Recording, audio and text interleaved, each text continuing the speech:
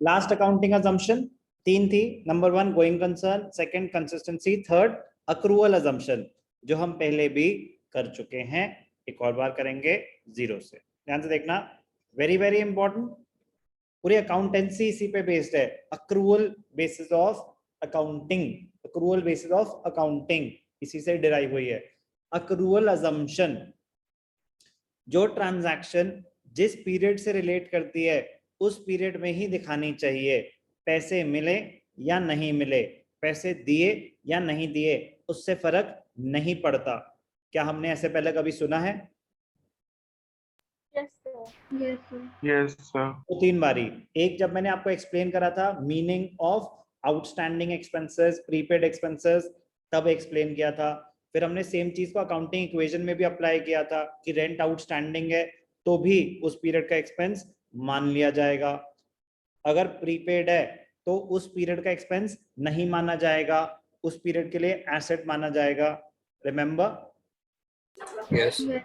वो सब accrual assumption के बेसिस पे ही थे। तो ध्यान से देखना, transactions are recorded when they are entered into, whether amount is exchanged और नॉट, पैसे दिए या नहीं दिए उससे फर्क नहीं पड़ता। According to the accrual assumption, transaction is recorded in the books of accounts at the time when it is entered into, when the transaction takes place, and not when the settlement takes place. पैसे कब दे रहे हो उससे फर्क नहीं पड़ता, कब actual वो ट्रांजैक्शन हुई है। अक्रूवल अजम्पशन, अक्रूवल अजम्पशन एक ब्रॉड हेड है, अजम्पशन है, आगे जाके इससे रिलेटेड प्रिंसिपल्स कॉन्सेप्ट हम सुनेंगे, रेवेन्यू रिकग्निशन, मैचिंग कॉस्ट, वो सब इसी से ही डिराइव हुए हैं, सेम लॉजिक पे बेस्ड है। अक्रूवल अजम्पशन सब पे अप्लाई होता है, एसेट्स पे, लायबिलिटीज पे, रेवेन्यू पे, एक्सपेंसेस पे, सब पे। तो 10 revenue is recognized when it is realized. Example, when sale is complete or services are rendered. It is immaterial whether cash is received or not. तो आपको मैंने पहले भी कराया था, एक और एग्जांपल क्रिएट करके दिखाता हूं। Example, goods sold on 1st February 2021, rupees 50,000. Money received on 1st May 2021. Shaurya, income कब मानी जाएगी? 1st February 2021 को जब आपने सामान बेच दिया, या 1st May 2021 जब आपने पैसे रिसीव करे? सर 1st फरवरी को जब आपने सामान बेच दिया। Revenue will be recognized, revenue will be recognized मतलब इनकम कब मानी जाएगी?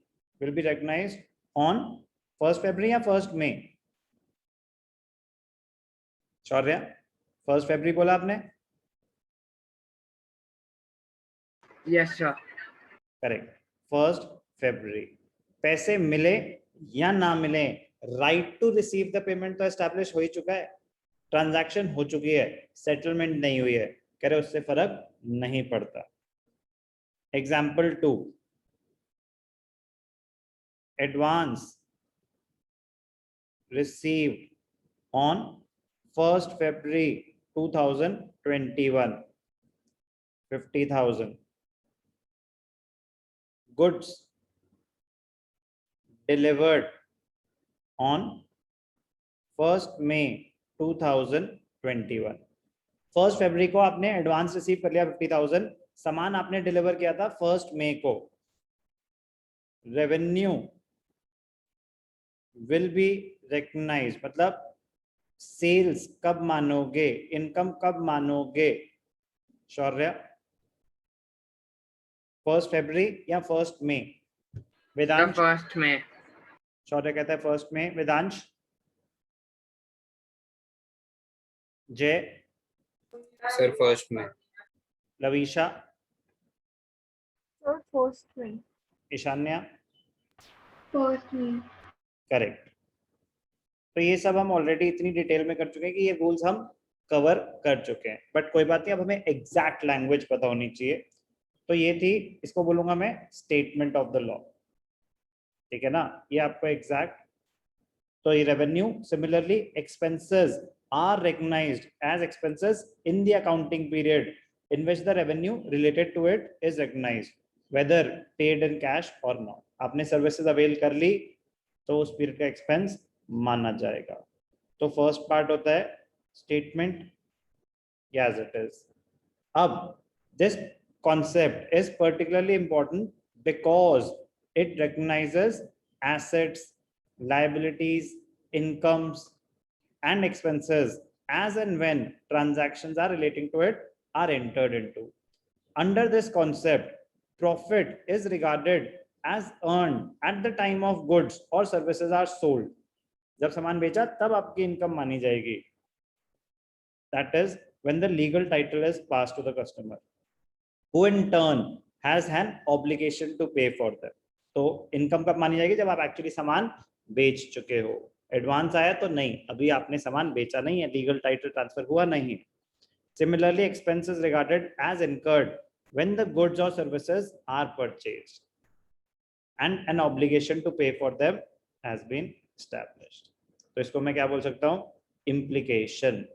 ये आपके अंडरस्टैंडिंग के लिए 3 पार्ट्स में अगर लिखना याद तभी फुल मार्क्स मिलेंगे. एक तो हो गए स्टेटमेंट की कहता क्या है अक्रूवल अजम्पशन, फिर implication what does it imply, उसके अकाउंटिंग ट्रीटमेंट पे क्या इंपैक्ट आएगा, फिर लास्ट पार्ट होता है हमारा एग्जाम्पल. एग्जाम्पल मैंने आपको दिया, इनका भी सुन लेते हैं एग्जाम्पल. सिमिलर है. Messrs RSM and company purchases computers on 1st January. आपने कंप्यूटर्स खरीदे 1st जनवरी को 5 लाख के, पेमेंट करनी है 15 अप्रैल को.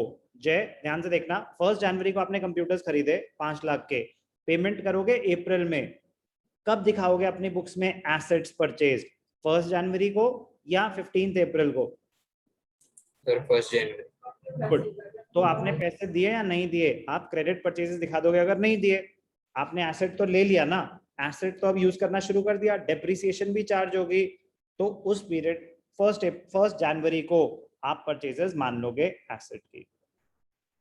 Since the asset has been acquired by the enterprise and has in the process incurred a liability to the extent of that amount on 1st January 2021, it must record the transaction in its books of accounts on 1st January 2021. The transaction on recording shall reflect that the enterprise owns. तो उसके दो क्या impact होंगे? एक आपका asset create हो गया और एट द सेम टाइम एक लाइबिलिटी क्रिएट हो जाएगी टुवर्ड्स द सप्लायर. एग्जाम्पल 2, अब ध्यान से देखना. RSM company makes a sale of goods to VSN company on 27 February. 27 फरवरी को आपने सामान बेच दिया ऑन क्रेडिट फॉर 2 months.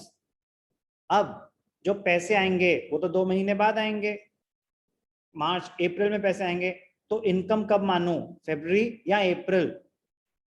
फरवरी. तो अक्रूवल अजम्पशन ये कहती है, कह रहे sales must be recorded on 27 February although the amount will be received on 27th April. The transaction is recorded because the revenue has been earned although the amount has not yet been received. तो accrual assumption क्या कहता है? Transaction is recorded when it takes place and not when the settlement takes place. पैसों से कोई लेना देना नहीं है. इनकम कब मानी जाएगी? When the right to receive the payment has been established, when the work has been done, when the goods have been sold. पूरा accounts accrual assumption पे based है. But इतनी नॉर्मल लॉजिकल सी बात है और ऑलरेडी हम काफी टर्म में कर चुके हैं. तो आई होप समझ आ गया क्या कहना चाहते हैं वो accrual assumption में. Yes, sir.